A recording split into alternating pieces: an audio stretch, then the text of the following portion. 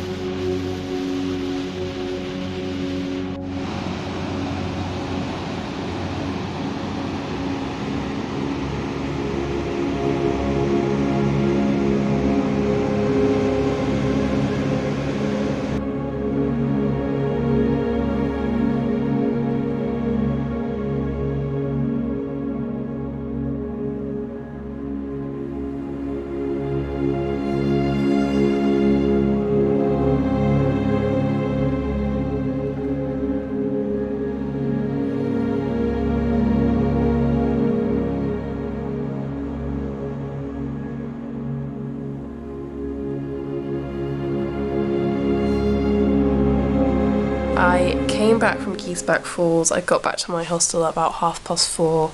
It's the shortest day that I've done so far while I've been away because I didn't leave till about 11, so I was only out for about 5.5 hours. But I was so tired. With each day now since we did the cliff walk at Camugli, like I'm so tired. So I'm proud of myself for even being out for 5 hours because I genuinely didn't want to leave the room. I had a hot shower and then I had the room to myself, so it was just a really nice peaceful night and I needed it. I think I was a bit lonely at one point, but I was like, no, I need this. This morning I'm going to go out and see Interlaken before I pop down to Lucerne at 11 o'clock. Interlaken was beautiful and I'd so love to go back in the summer and go to Lauterbrunnen too. On my train to Lucerne, I got chatting to Vic. Vic was laughing at me trying to get pictures of the cows. Sadly, I'd swapped cameras and forgot about the mic on this one, so I'd lost all of my audio, but this is Vic. Here I was talking about the Alpine toboggan ride I'd planned and how I'd hoped it wouldn't get cancelled because it had been a couple of days before with the rain.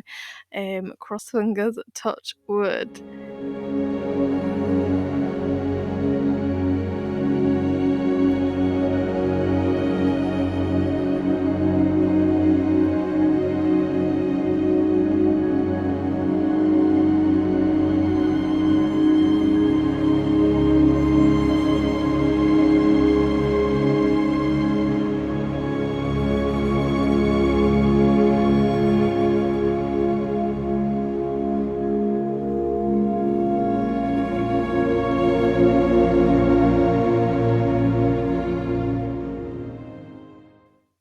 Me and Vic had never tried roasted chestnuts, so we thought we would because they smelled delicious, but they were awful. Let me know if you like roasted chestnuts or not. I'm so sad we lost this audio because it was absolutely hilarious. Really miss you, Vic. Vic is great. Go follow Vic Visits on Instagram. We went off in search of something yummier and found ourselves in this lovely chocolate shop. How cool is this?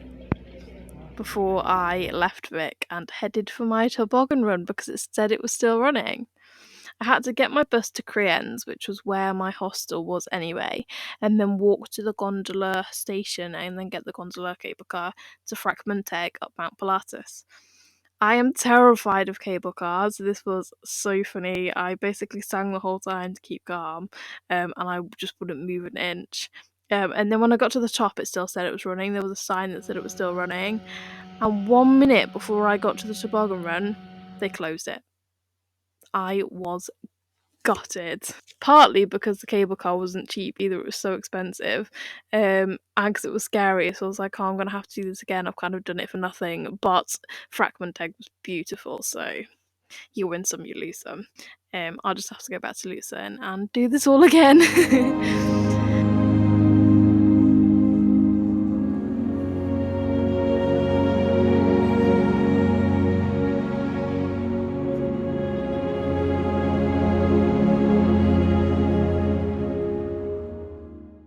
I headed back to my hostel. I had the single bed here, thank goodness. And then I went to cook the pasta that I'd been carrying around that I couldn't use in my Interlaken hostel. And this grandma from Singapore was making noodles and insisted I helped her eat them. She wouldn't let me help either, like making them or washing up, and she gave me some for the next day. She was so generous and so lovely. And then the next morning I enjoyed Lucerne's beauty before I headed on to France. See you in Strasbourg.